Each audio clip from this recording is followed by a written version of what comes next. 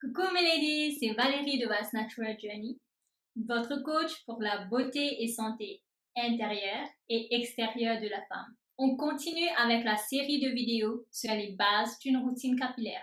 Alors, si vous n'avez pas encore regardé la vidéo sur les bases d'une routine capillaire, je vous demande de faire demi-tour, cliquez là-dessus sur la petite fiche et ensuite revenez pour regarder celle-ci.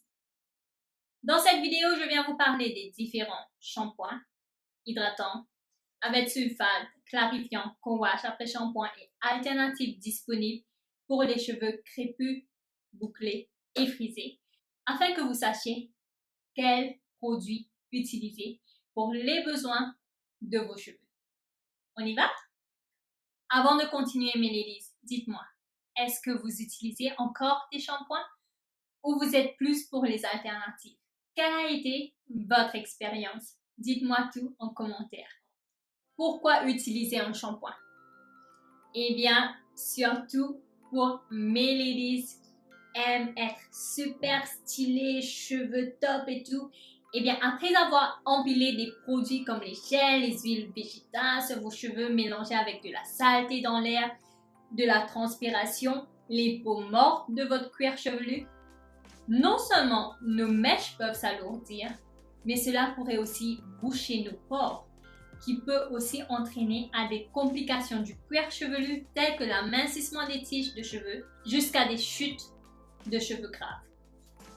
Et oui, c'est important d'avoir un cuir chevelu sain, car c'est une des conditions préalables pour avoir des cheveux longs, forts et en bonne santé. Des cheveux sains.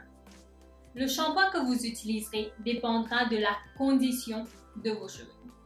Si vous avez des cheveux secs et vous voulez savoir comment choisir le shampoing efficace, je pense que le shampoing hydratant pourrait bien vous aider à les laver sans les assoiffer. Shampoing hydratant sans sulfate. Eh bien, le rôle d'un shampoing hydratant contenant des actifs nutritifs tels que les acides gras essentiels, les huiles, eh bien, il lave les cheveux avec douceur et apporte en même temps hydratation au cuir chevelu ainsi qu'aux tiges de cheveux. Le shampoing hydratant est conseillé aux ladies qui ont les cheveux secs, le cuir chevelu sec et aussi celles qui ont plutôt une forte porosité. Les barres de shampoing sont maintenant une alternative très populaire aux shampoings réguliers. Ils sont essentiellement des shampoings sous la forme d'une barre de savon. Et certains produits incluent aussi des poudres lavantes. Si vous avez fait votre expérience avec ce genre de shampoing, laissez-moi tout en commentaire, j'aimerais bien savoir. Je ne l'ai pas encore testé. Shampoing avec sulfate. Qu'est-ce qu'il fait exactement? Eh bien, les sulfates sont des agents nettoyants, tensioactifs. Le rôle du sulfate est de rincer toute accumulation de produits ainsi que l'excès d'huile dans les cheveux, ou plutôt sur le cuir chevelu. Une mythe qui m'a beaucoup créé des problèmes. C'est que toutes les naturelles avec les cheveux bouclés, frisés et crépus ne produisent pas beaucoup de sébum. C'est pour cela que nos cheveux sont toujours secs.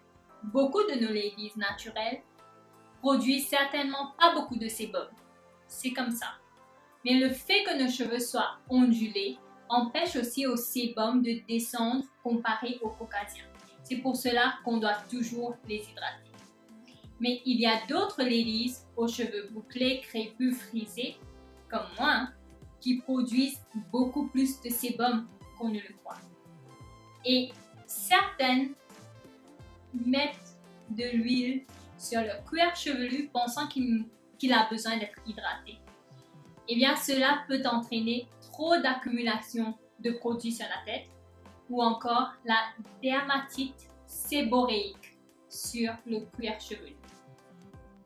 C'est des démangeaisons que j'avais au début de l'année ou l'année dernière. Je vous en ai parlé dans une vidéo.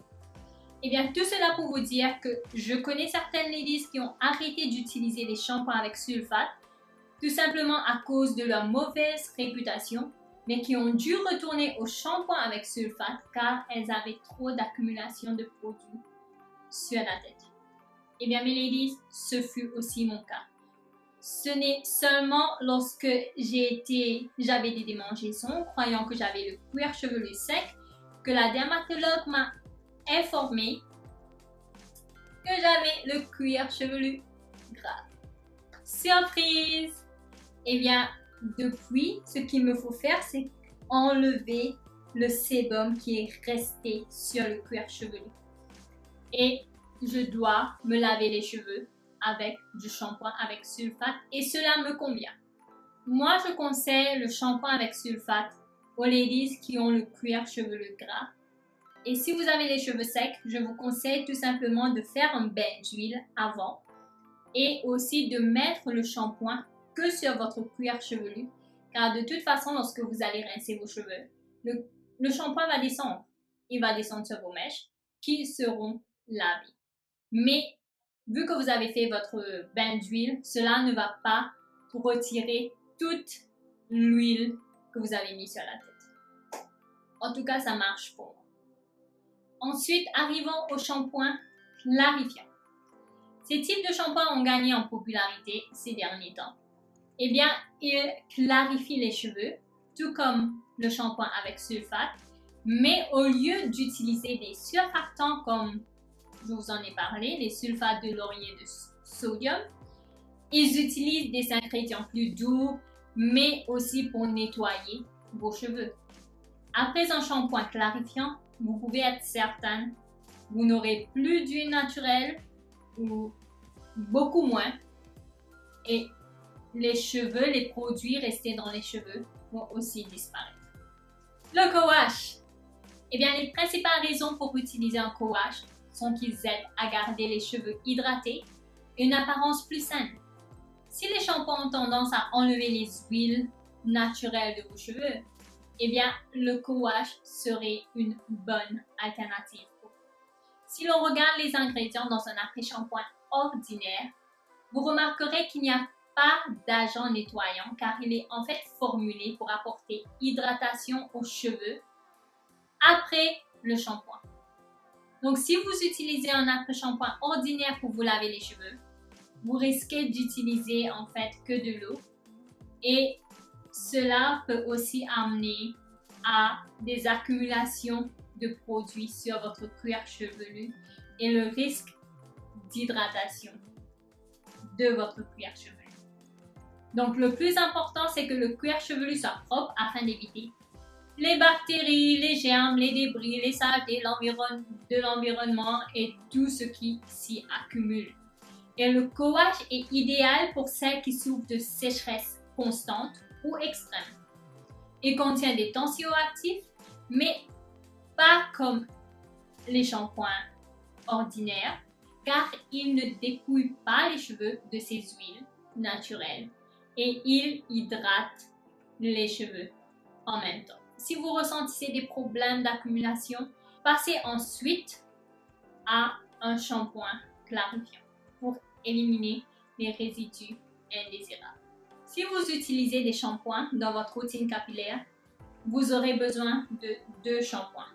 Un shampoing hydratant que vous utiliserez de façon régulière et un shampoing clarifiant ou un shampoing avec sulfate, c'est à vous de voir, que vous utiliserez en alternance une fois par mois pour un nettoyage en profondeur.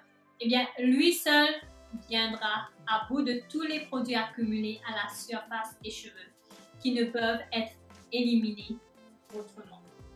D'accord? Et surtout, n'oubliez pas l'après-shampoing conditionneur après un shampoing.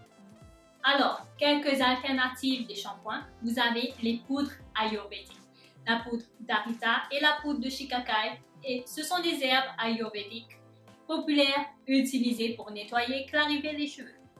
Eh bien, celles-ci sont généralement mélangées avec de l'eau et peuvent parfois, dépendant des gens, dessécher les cheveux. Mais bien sûr, c'est à vous de voir ce qui marche pour vous. Et ensuite, on a les argiles. Ce sont également une option très populaire pour clarifier les cheveux, pour détoxifier les cheveux, pour laver les cheveux naturellement. On parle ici de eau. Vous avez l'argile de bentonite et l'argile de rasoul. et de kaolite aussi. Et bien celle-ci nettoie vos cheveux tout en les laissant doux et en augmentant l'élasticité et la santé globale avec le temps. J'ai finalement testé le Rasoul et dans la prochaine vidéo, je vous montrerai mes ladies, mes erreurs commises et ce que j'ai appris ainsi que mon opinion sur le Rasoul. Si cela vous intéresse, écrivez en commentaire ladies. Mes ladies, le but de cette vidéo est de vous faire comprendre qu'il y a plusieurs types de shampoings ou alternatives sur le marché pour les cheveux bouclés, frisés et crépus, et cela dépendra des besoins de vos cheveux.